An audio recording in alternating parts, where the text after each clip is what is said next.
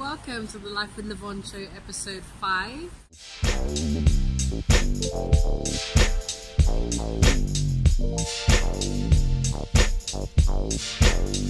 Today we have special guest T. Peters, and he is a musician from South London. So introduce yourself. What do you do? I'm T. I'm a vocalist from South East London, and we're final year at university right now.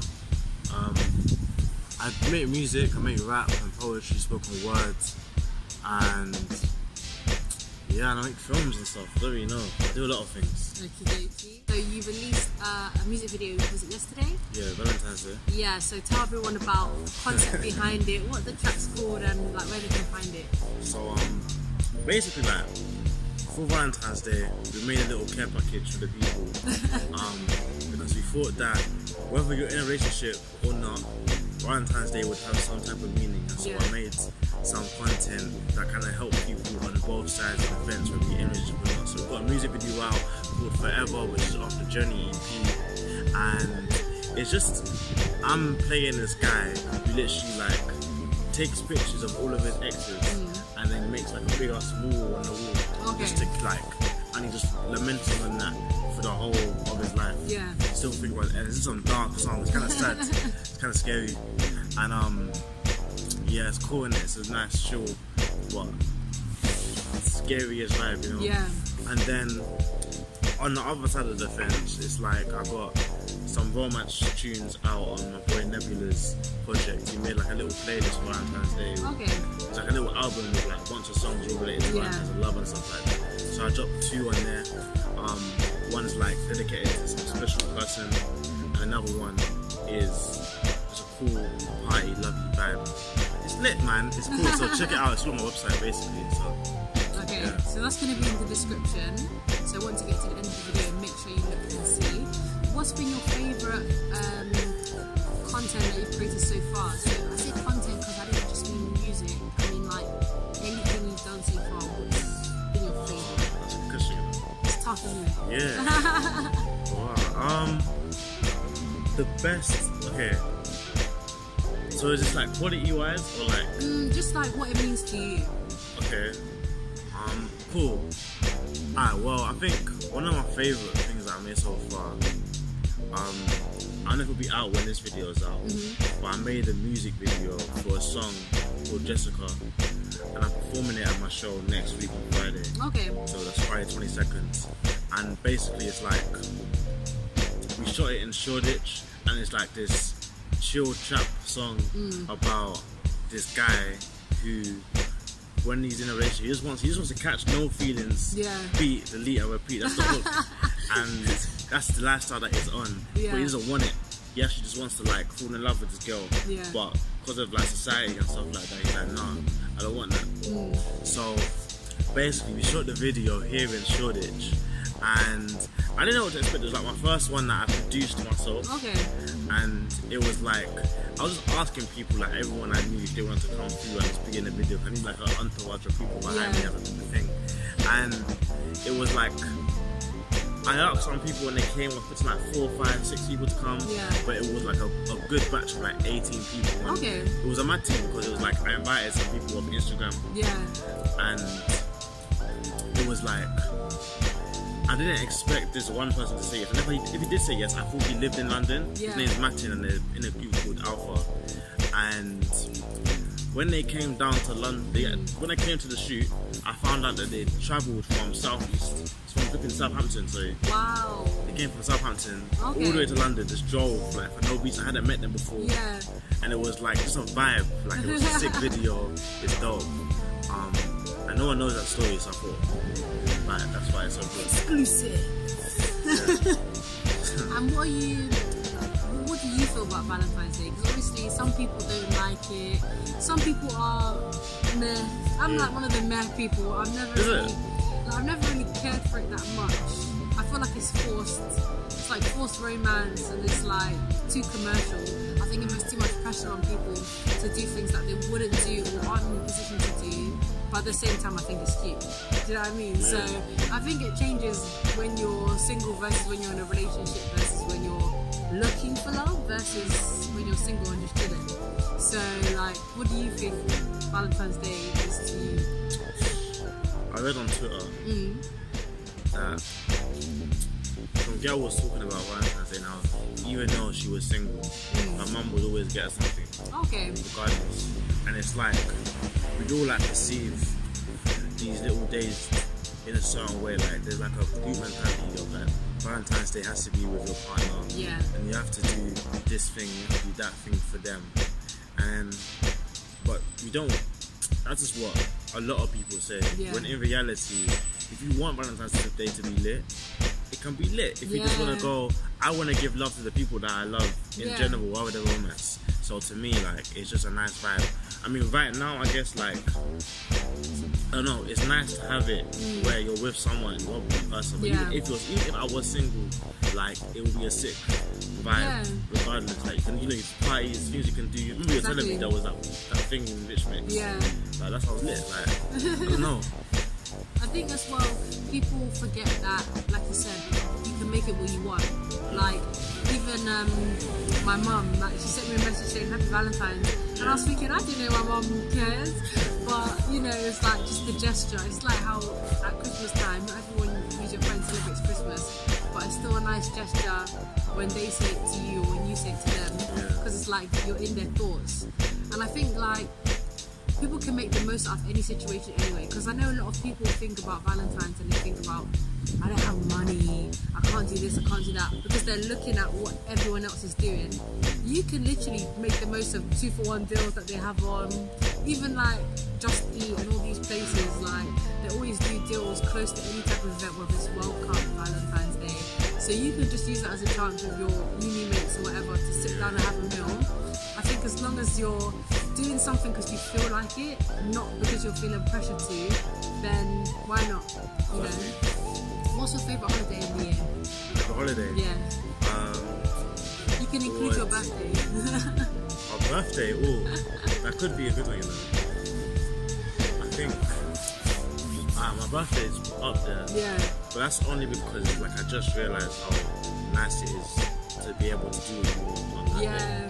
Like, just like the Valentine's thing, I used to see it as like a day where you're forced to do certain things. Yeah. Like, you might go club. I don't even like going club that much unless I'm like doing something there. Exactly, yeah. It's like, if you go there for your birthday, because people are like, oh, you should do this. Yeah, you should go out, you know what I mean? But then when I realised that you don't actually have to do anything for anyone, it's for you and people come because they love you. Yeah. It's a nice day, so it's a vibe. So yeah, my birthday is up there right now. Christmas is a good time. Not so much. Actually, now my favourite might be summer. Okay. No, definitely summer actually. Summer's a vibe because it's just long. Yeah. I know it's gonna change for me. It's not with my last summer. Oh yeah, my last summer. Shout out to Obi. Because like once uni's done, apparently you've got to start working in there. Yeah. Either way, it's great. Yeah, no, summer's my favourite because it's a vibe. It's warm, it's hot. Even if you had work, I think afterwards you could do something. Yeah, there's more things.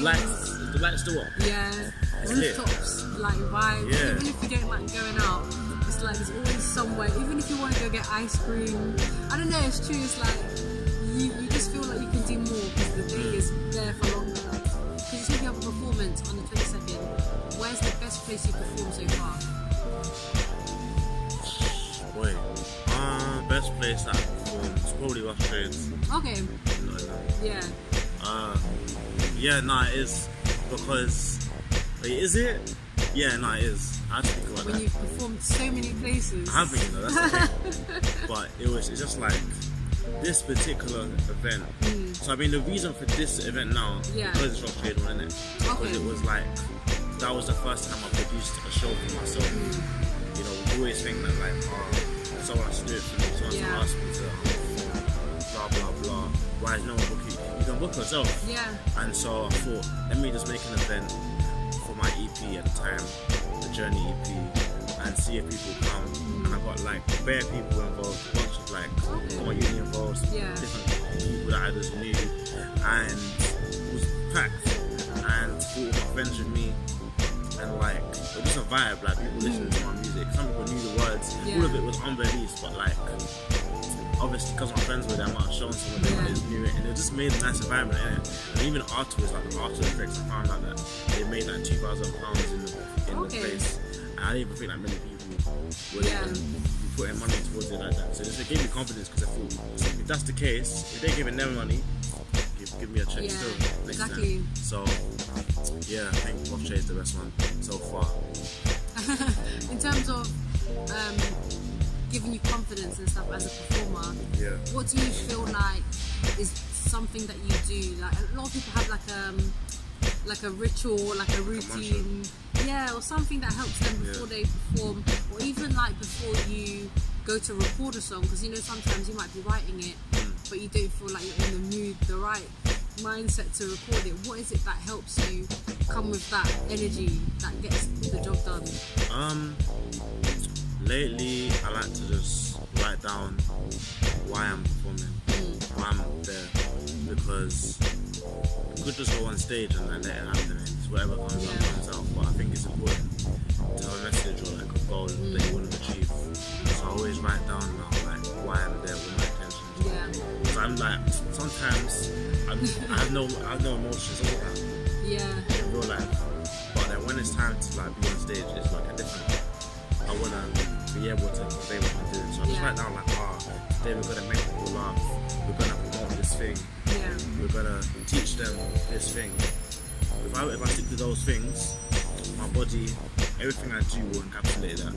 And so it's a focused message. That's what I usually do, I think. And also just do like exercises before I go. I don't like going without being prepared. I don't like drinking before I feel uncomfortable, I feel nervous. It does to me. I'd rather like have my body in top form. So it's true. It's good that you know, because a lot of people, especially starting out, like you could have artists that haven't made anything public and are watching this and are thinking, okay, I didn't think of that. Because I haven't heard anyone say, you know, they write down their intentions. I have a lot of people that say, you know, they do a bit of exercise so that they feel pumped to get that adrenaline going. Some people they like to smoke before, or they like to have a shot before. But everyone has something different that works best with them. So it's good to identify what your goal is and what you're going out there to do. And how's the difference between spoken word performances and then your music? I don't really see it that different. You know, I performed in tournaments, spoken words. I've been on stage with music, and the process has really changed. I always see it as, I just look at the audience and I think, how am I going to convey this message to you? And so, if I'm doing spoken words, I might just, if I was talking to children, I might just talk a bit slower and smile a bit more, you know what I mean? That doesn't change if I'm doing music. If I'm rapping, doing vocals on a song, I'm still going to perform it a little bit differently to cater to the people. So, the only real difference is the fact that there's no music behind it. And I can maybe take my time for longer and have stops. Because there's no rhythm. I mean, I can play with them. But other than that, like, the concept is the same for me. It's all about delivering the message. Okay. And where would you want to perform next? So, discarding anything you have coming up, where would you look at and be like, I need my name to be on the front of that venue? I think definitely Jazz Cafe. That's one of them out there, because every time I go there, I see all my favorite people perform there. And like, I'm either like on my camera, behind the camera, in the lens, I'm just watching them, and they're just like, you know. And I've had experiences there. Last time I was in Jazz Cafe was lit. I went to see Jay Prince for his concert, his headline show last year, and it was nice because it was like, I got to a point where I knew people in the crowd, and I was chilling with like his friends and that, and like, but there was still that thing stopping me. And after the show, a bunch of madness happened, but afterwards, Coach Radical comes out, and we're just chilling, we're just smoking up, we're just chilling, we're just talking about like music and the importance of like just the journey, and how when you're starting you can afford to just throw stuff out there and this, that and the other to elevate yourself. And like, So that, I guess that venue is just important to me in a way, because like a sentimental thing. Like every time I go there, I get like a nice experience. So if I'm there, it's a wrap. Yeah. Yeah. And who would you want to work with that you haven't worked with yet? There's a lot of people. Let me think of someone. Maybe give like 3 people if you can. Okay, cool. Oh. I don't want you to put too much out there, you know. If you want to keep it hidden, that's cool. A lot of people want to keep it hidden. I don't have to think now. Yeah. Of someone that like I wouldn't aim for yet. Okay. Like, but I would. Yeah. At some point. To work with anyone going forward, I would want to work with Yasmin Lacey would be sick. She's a Nottingham local act. She's like doing things right now, like Benny or so and jazz music and stuff like that. It's so hard. She will be dope because she's literally she's just next door to me in a way. Yeah. But like she's not, because she's just traveling and doing this and that. Okay. So it'll be cool to link her one day. Who else? Jill Scott would be flames. Are you dumb? You know how sick Jill Scott? Listen, she got this, man. Literally. Not like that. You know what I mean? Yeah. Amazing person. I can imagine going back to like some spoken word thing or rapping and some bands like that. Yeah. And the one person I would like to work with probably be Jay Prince actually still. Yeah. Only because even though I'm a fan, I started as a fan, but I just became like interested in his music in general. Just like I just think he's a dope artist who has a lot of lyrics and was able to transition into making popular music out of meaning. That's what I try and do now. So yeah, rather than follow the crowd. Yeah, so I think that would be a cool combo still. Yeah. But yeah. That's really cool. I think I was listening to your track Southside. Yeah, I was listening to that this morning because I wanted to get more of a like understanding of you as an artist and a person, and kind of get a perspective on someone from South. Obviously, I'm from West London. I know a lot of talent comes from South London, and I feel like it's a whole different vibe because you have people you can like look up to and almost not copy their journey but be inspired by it. So it's like how people talk about the Stormzy model of success and all that. Who from South London is maybe someone that has inspired you, or even now, whether they've made it or not, to keep pushing for your area? Few people. Shadingo is one of them. He's from Wandsworth. Was following him when I was in 6th form. Obviously I'm 21 now. Yeah. And you know, it was cool watching him because he was making like, he was this guy with glasses and a cap on, and rapping about anime and girls and wanting to like impact people, and like that's not on his message, in it that I do now, to be fair. Sometimes like I resonate with that, and so to see him go from be on his first SBTV video to having a song with Mick Jenkins in Chicago, or like having a sold out show, because I was there when this guy I won tickets to one of his shows, and I liked him. Like I didn't know anyone who liked him. I was into the music, innit? And so when I won the competition to this thing, I went to London, from Nottingham to London, and went to this little venue, like an anime convention in London Metropolitan Union.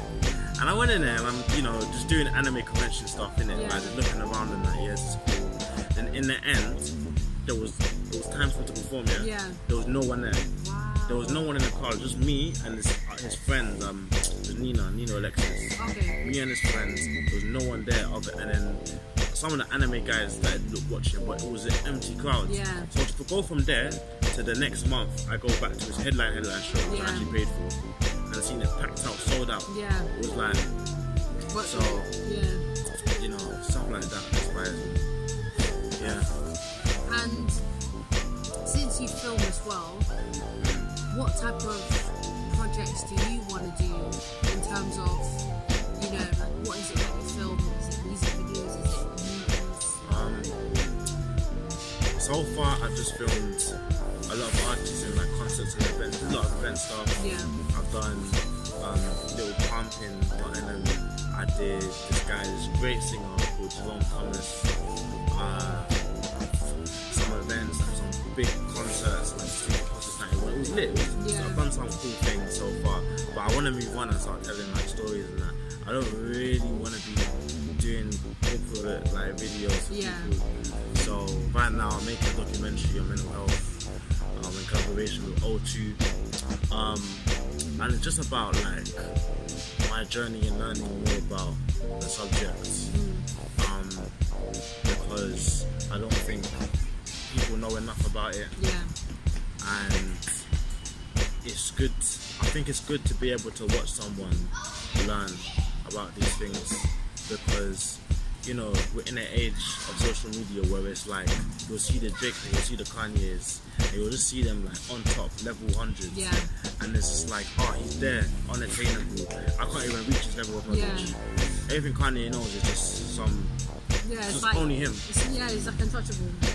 So it's I think it's important that a good way of learning is to watch someone else learn and learn from them. So that's what my documentary is about. I've been shooting for like 2 months, 3 months. So, and then so that's what I'm doing right now. And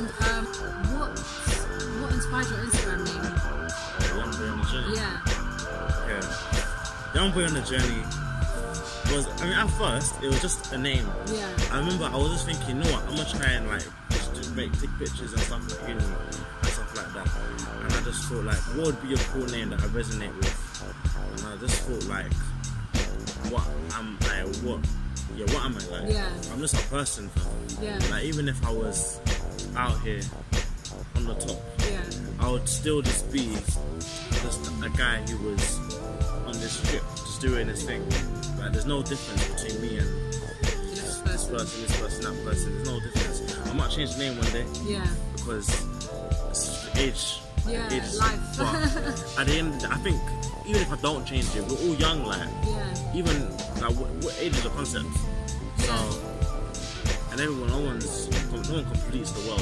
So there's always knowledge to gain, and that's why I chose the name. Because I remember when I first saw it, I was like, I remember just thinking, And I had to think to myself, like, what inspired the name? Because a lot of people, like you said, like they'll make Instagram or something when they're young, or you know, it's a different vibe that they were on back then. Like I used to have a alter ego, the Kucha Swag Money. So my YouTube used to be called the Kucha Swag Money, and I used to be doing like skits. She's like American, she's like hella hood, she's crazy. There's like some little rap freestyle to like Lethal B, Festa Sky. It was like I used to do some crazy stuff on there. Yeah, like I could switch to the accent right now. Like no one could tell me that I'm not. Like sometimes I forget to switch out the accent, so I gotta like rein it in sometimes. But yeah, like I used to have fun with that, and then I decided, okay, I'll switch to something more universal, something that encompasses all parts of me. So obviously that's why I changed it to Life With Lyvonne, because I thought it's more relatable, it's more catchy as well. But I just thought to myself, when I saw your name, I thought it's good as well, because it gives people the chance to want to get to know you, because they think, that's strange. So you mentioned anime and how you connect with artists that have like an honest experience and like they do something you can relate to. So when you're making music and you're writing, do you think of an audience, or do you just, I guess, put what's on your mind on the paper? Well, I think of an audience. Yeah, I do. Sometimes I write for myself, but I don't think everything you do is a performance. I don't know who said this. I think it was Rex or something in drama. But everything we do is a performance. We're just performative beings, and so in that sense, me going on the street and walking the way I walk, even though I'm walking the way I walk because I was raised to do it, meaning I'm performing to society's expectations. So because of that, when I'm making music, I tend to take advantage of that knowledge and kind of rap on brand, as in I want to teach, I want to be able to come through with honesty so that someone can learn. Mainly like anyone my age, young or old, I don't think I have like an age audience.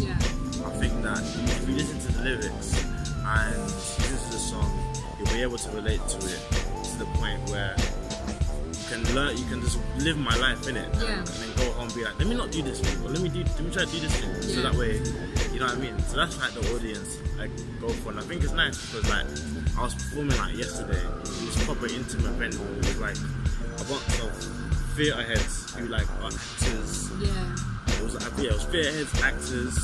My girlfriend was there, and someone who just doesn't care about anything to do with creative stuff, and they were all in the room.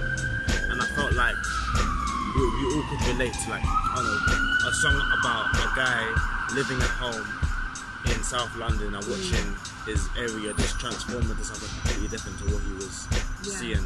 Like, there's stuff like that, there's real mundane messages turned into cool music. So if that has an audience, I hope that everybody, but not everyone shines into that, I guess. So whatever. It's true, you can't please everyone.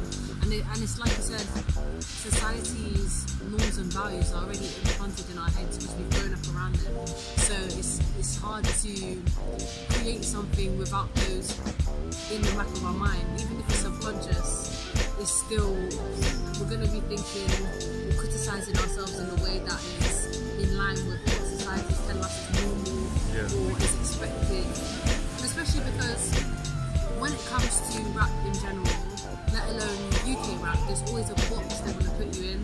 There's always a way they want you to sound, or a vibe they want you to portray.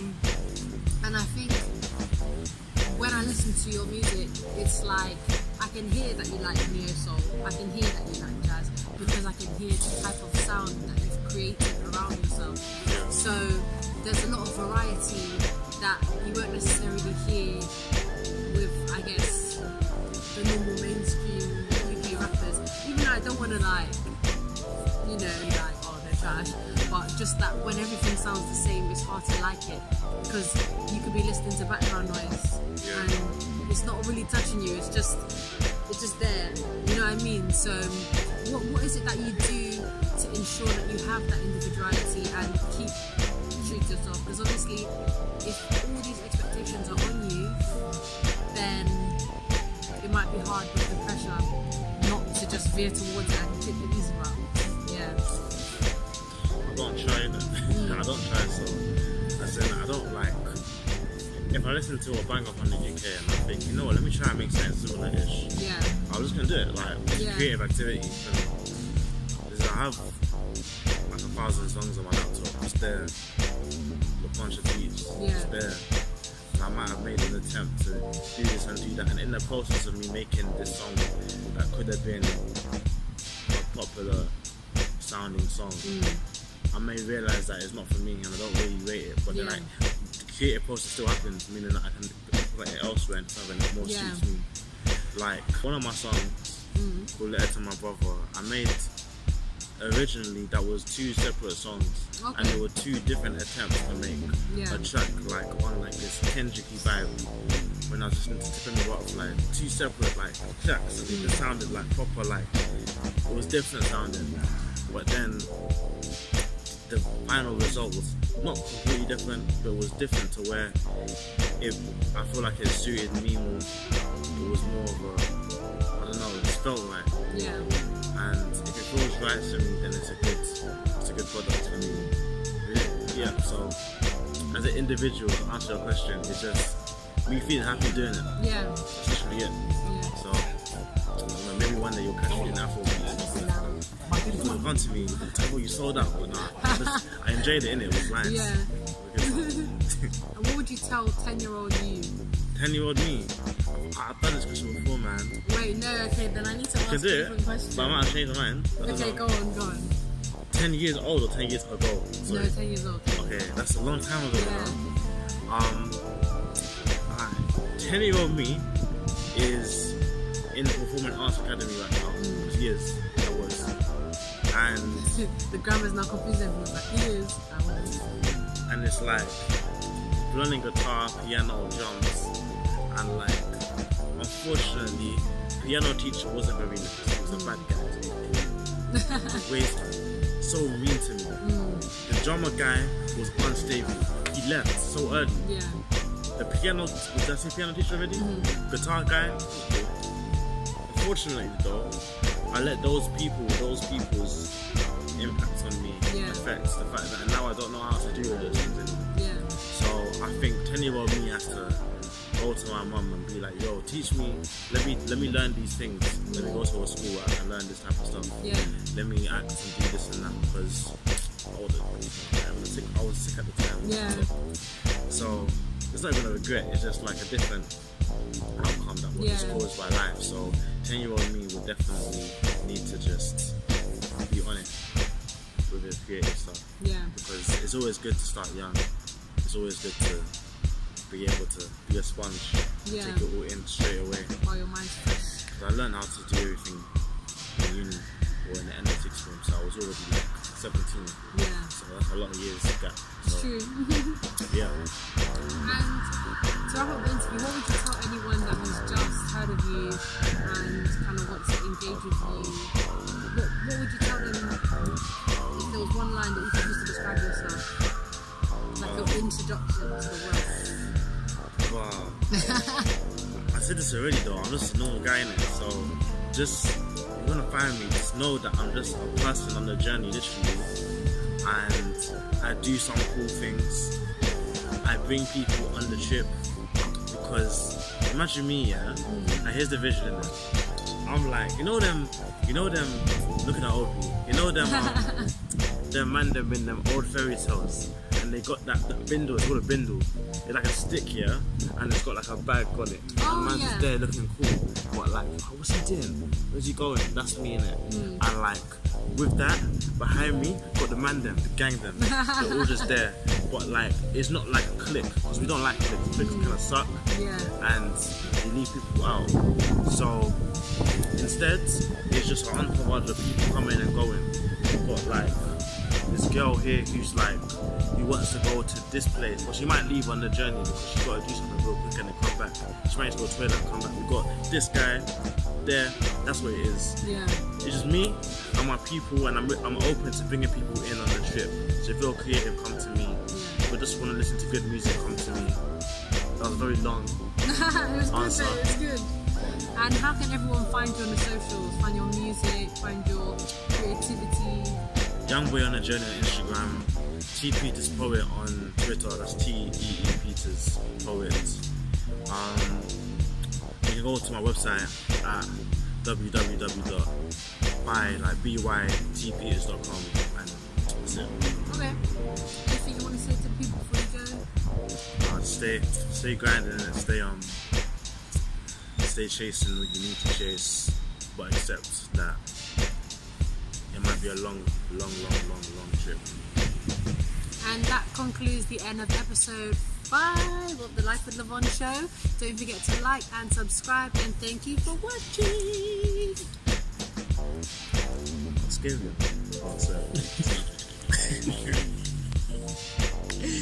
Cool, cut. I was like, how's it? It wasn't recording. That's not funny. No, I'm joking.